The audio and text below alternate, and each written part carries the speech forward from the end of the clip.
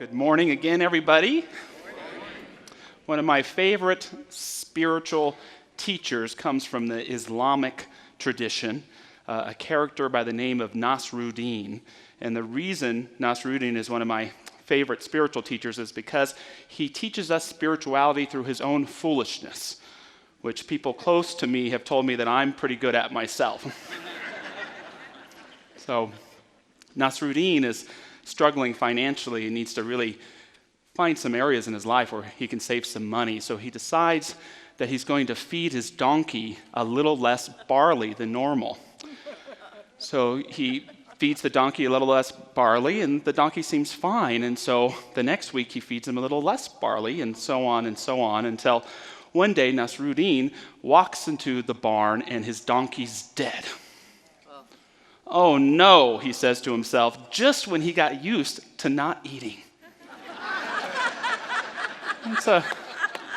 It's a foolish joke, and at first it may be hard to see the spiritual message in there, but to me, it is there. Nasruddin is actually symbolic of our egoic selves.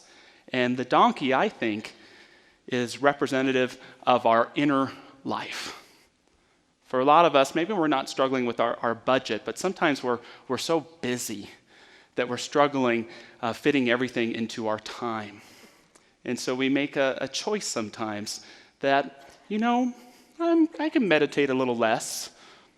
I can pray a little less walks with no particular purpose of destination, less long phone calls with friends so that I can focus on all my busy work. And at first we seem fine.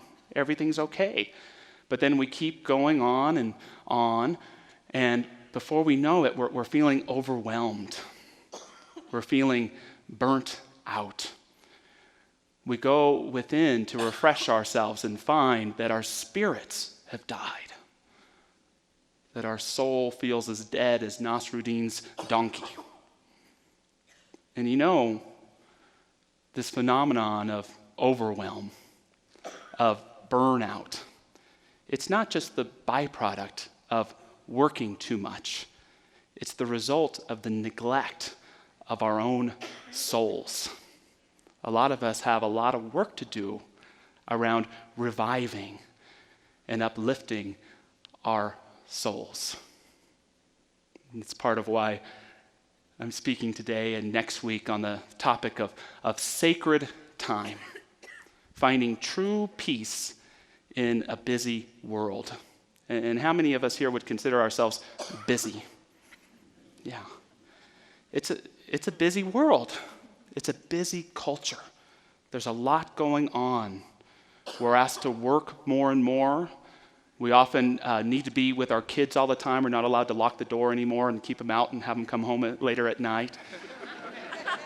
That great mystic William Blake said to see the universe in a grain of sand and infinity in an hour. But he would have been shocked to find that we can carry all the information in the world, all the happenings right in our pocket in a piece of plastic. It's a busy world. And the purpose of my message isn't to make us less busy. At some point, if we're going to be busy, you might as well embrace it. But what I do want to say is that an important part of the journey to success is slowing down. Being able to be still for a moment is an essential part of a full and complete life. So my goal isn't to make us less busy, nor is it to try and give spiritual tricks to make us get more stuff done, although that's been my experience through being able to turn into the soul. But my intention is to support us in cultivating on a regular basis sacred time in our lives. Time to appreciate our inner life. Time to see all we've got to do today in 24 hours, but also to glimpse eternity. Time to be with our souls and appreciate each and every moment. Because when we forget for too long, our souls cry out. we feel diminished and begin to feel less and less our true selves. I loved how Wayne Mueller puts it in his beautiful book, Sabbath. He says, when we live without listening to the timing of things, when we live and work in 24-hour shifts without rest, we are on wartime, mobilized for battle. Anybody feel this way? Yes, we are strong and capable people. We can work without stopping, faster and faster. Electric lights making artificial day so the whole machine can labor without ceasing. But remember, no living thing lives like this.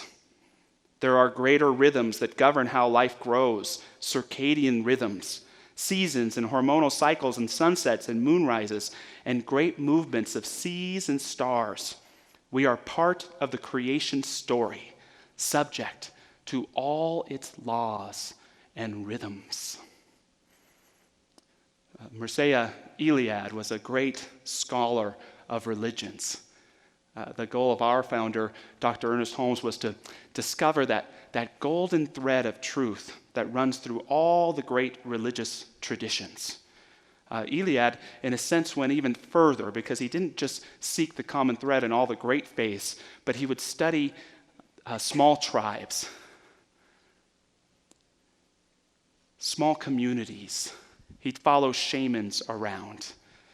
And for me, the greatest realization of his work was a theory not only about spirituality, but why we have religion in the first place. And he came to the conclusion that there are two types of time. The first is profane time. That's the time of hours. That's TikTok time. That's get up, go to work, come home, watch some TV, go to bed time. Get up, go to work, come home, watch TV, go to bedtime. That's profane time, the world of hours. But there's another kind of time, sacred time. Sacred time is the time of creation. It's time aborigine. It's primordial time. It's the time of the eternal now. It's the time of our souls. And we need this time to be the souls that we are. Have you ever experienced what I'd call an eternal moment? It's one of those moments that's always precious. And you know when you're in it because your soul just comes alive. And you realize that it's fleeting, that it won't last forever, but you realize because your soul is so present that it's captured forever. Not just in the banks of our memory, but in the very cells of our being. Have you had those times before? I remember 4th of July with my wife, April, and our son, Gavin, and we were at the beach wading in the water, and there were fireworks going off ahead. That was an eternal moment. It exists in eternity. I remember the night my daughter was born. And April finally fell asleep, and Gavin fell asleep, and it was just me and her. And she opened her eyes. And I could see both the newness and the deep wisdom of all life.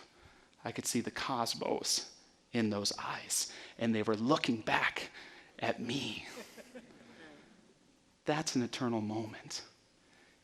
And no, we probably don't experience eternal moments every day, but that doesn't mean we can't cultivate a sense of eternity and well-being in our everyday lives. We can commit ourselves to it and discover it in great ways. Now, I'm a busy person. And those of you who know me know I've got a lot going on in my life. I've got a new job here at the church. There's a lot going on here. It's wonderful. We've got a new, beautiful baby daughter. There's a lot going on. And you know what my greatest fear is? It's not failing at anything. It's not getting all the work in front of me done. It's not Well, what it is the fear is not appreciating each and every moment. The fear is not appreciating the good of my life while it's happening, letting it pass by in silence while I'm working the grind. That's what I want to make sure I'm able to be able to do, to be fully present to the life that is there for me. You know, a lot of us who find ourselves busy, if we could have more of anything, do you know what it would be? Time. Yeah. Give me more time so I can get more of the stuff on my to-do list done so that I can fulfill the myth of relaxation. But you know, as a busy person, you know what the truth is if you gave me more time, my to-do list wouldn't get shorter, it'd get longer. Because busyness only begets more busyness. Busyness only begets more busyness. What I think we really want when we're asking for more time isn't more time necessarily, but more space, more room to breathe, more room to appreciate, more room to be who we are. You see, in TikTok time, we have a soul. In sacred time, we are a soul. In TikTok time, we search out our spirit. In sacred time, we enlighten and uplift ourselves. Giving ourselves that space to be a soul, to me, gives us everything we need, not to retreat from our lives, but to return to our lives with consciousness and care and excellence. And so I want to talk about 3 techniques this morning for cultivating sacred time in your life. And the first is creating the room to breathe. Giving yourself room to breathe. The breath, to me, perhaps more than anything else in this world, symbolizes the vitality of the body and of the spirit. In India, there is the term Atman, which means the breath or the spirit of who we are. In ancient Greece, the word soul literally meant breath. It's our life force. It's who we are. And in today's world, breath usually symbolizes space. I got to get outside and get some fresh air. I'm really pissed off. I got to calm down and take a deep breath. But for me, when we are able to breathe with awareness, mind you, with consciousness, what it immediately does is it begins to bring into balance our exterior world and our inner reality. When we breathe into the reality of our soul, the reality of our hopes and dreams, the reality of our love and connections. When we breathe out, we breathe into the world of our hours and our relationships and our work in the world. And it's an amazing thing to bring those into balance. You want to do that with me? I breathe into my soul and breathe out into my world. I breathe into my hopes and dreams, and I breathe them out into my world. I breathe in to my love and connections, and I breathe them out into my world. And this isn't just a cool spiritual practice. It is a practice that brings myself back to myself from anything I've given it away to. I breathe in and away from what my boss has me doing today, into my soul and back into my life. I breathe in and away from all the stuff I've got to get done to be a soul again. I breathe in to my soul, realizing I'm not just a chaperone for my kids who never appreciate it. And breathe out. I am a soul All right, Mom, I get it, you're a soul. Now it's time to go to violin practice. Get in the car. Right. When we give ourselves room to breathe, we bring ourselves into our lives. Along with room to breathe is the importance to give ourselves room to remember. Room to remember. Friedrich Buechner, a great Christian author, talks about a dream he once had. And in the dream, he's in a hotel room. And there's nothing fancy about it, but he feels so at home there. He can write there. He can meditate there. He can be creative there. He can simmer in the own juices of his soul there. He feels complete there. And just like dreams happen, all of a sudden he's not in the room anymore. And, he does what we all do in our dreams. I'm always trying to get on a ride at Disneyland I can never get to, And all of a sudden he finds himself back at the hotel that this room is in.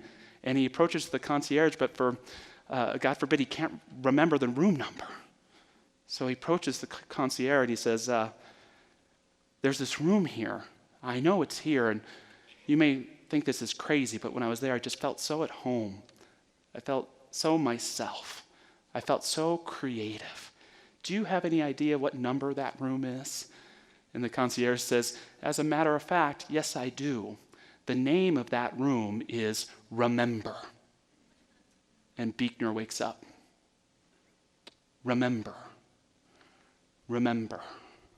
Our life is filled with spaces that are sacred to us, but they're only symbolic of our soul. Buechner was getting a message from his soul, and we all are. Remember. Remember. In the mystical tradition of Islam, there's Sufism. And in Sufism, when you pray, you don't make wishes to God, nor do you even ask God to make manifestations for you. The practice of prayer in Sufism is to remember. It's about recollection. And when we remember our connection with a divine source, when we remember our connection with God, for the Sufi, that's the only demonstration you need. Everything else in life comes as a byproduct of that remembering the truth of who we are. Another great way to cultivate sacred time through remembering in your life is through ritual. My favorite ritual is coming to spiritual community. It helps me remember my soul. Prayer and meditation can be a ritual that can help you remember and awaken the truth of who you are. But there's also everyday rituals as well. Cooking a meal that your grandmother used to make. And you're cooking the food and you can smell her. You can smell your family in the food. You put on some music that you used to listen to with your family as a kid, and you can feel their presence with you. You can go out into the earth and garden and put your hands in the soil, and you can feel the presence of all your human ancestors who've toiled that soil before you.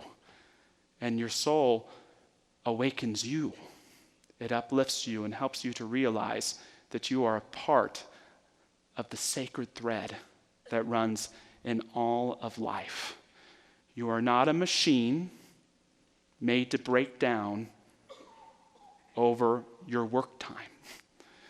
You are a soul enlightened and chosen by your Creator to live in the fullness of who you are, no matter what is on your list of to-dos.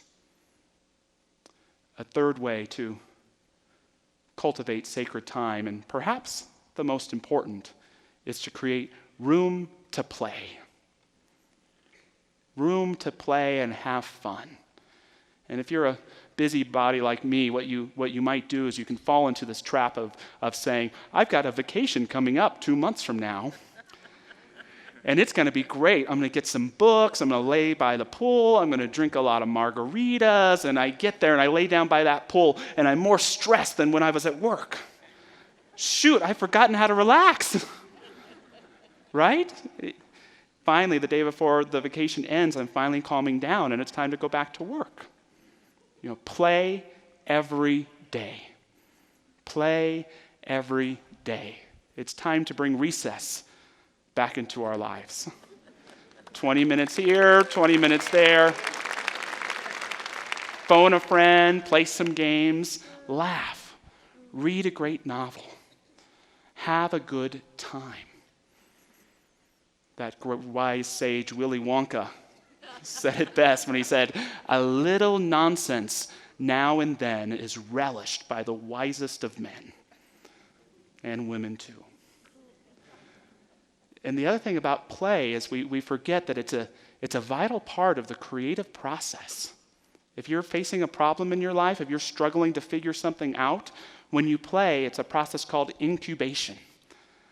It means that you've moved away from the problem or whatever's there to allow your conscious mind to do something different, like have fun, while the often wiser part of you figures out the problem. So that time you take to play is perhaps the most important thing you do in the solution of the problems that face you. When you return, sometimes there the answer is. Or at least you've become who you need to be to confront and walk through whatever difficulty may be facing you.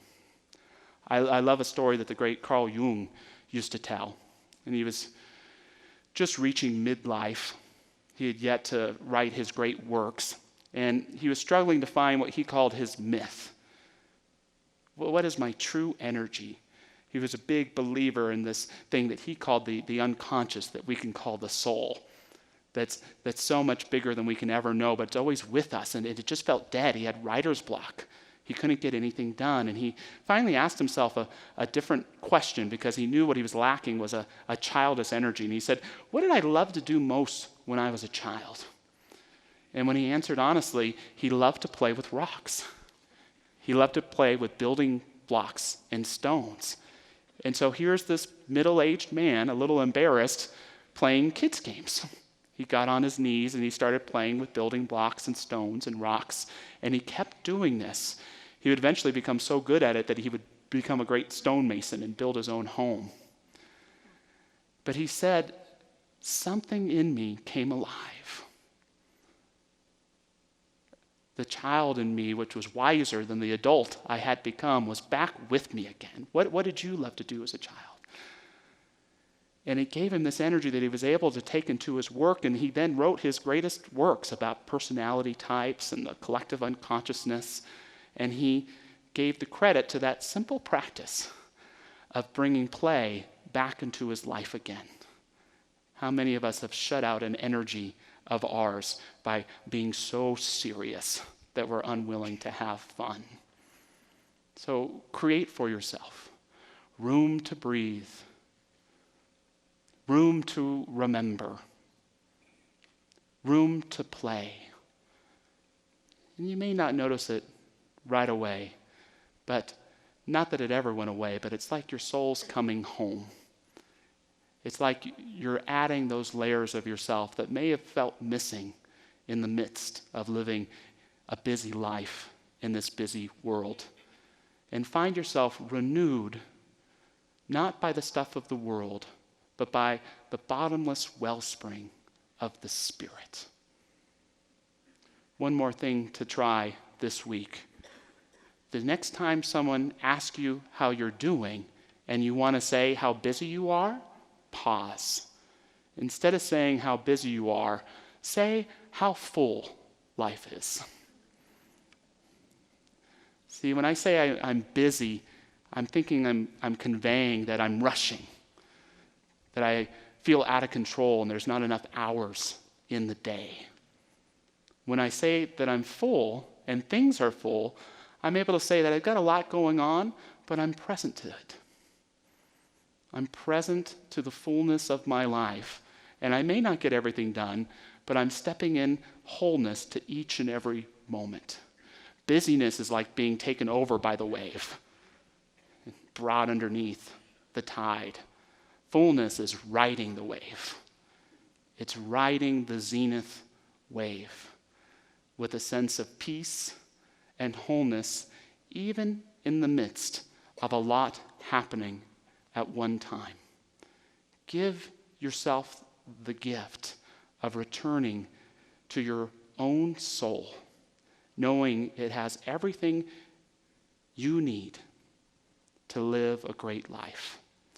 To close with a blessing written about 1,000 years ago in India. Listen to the exhortation of the dawn. Look to this day, for it is life, the very life of life. In its brief course lie all the verities of your existence, the bliss of growth, the glory of action, the splendor of beauty. For yesterday is but a dream, and tomorrow is only a vision. But today, well lived, makes every yesterday a dream of happiness, and every tomorrow a vision of hope. Look well, therefore, to this day. Such is the salutation of the dawn.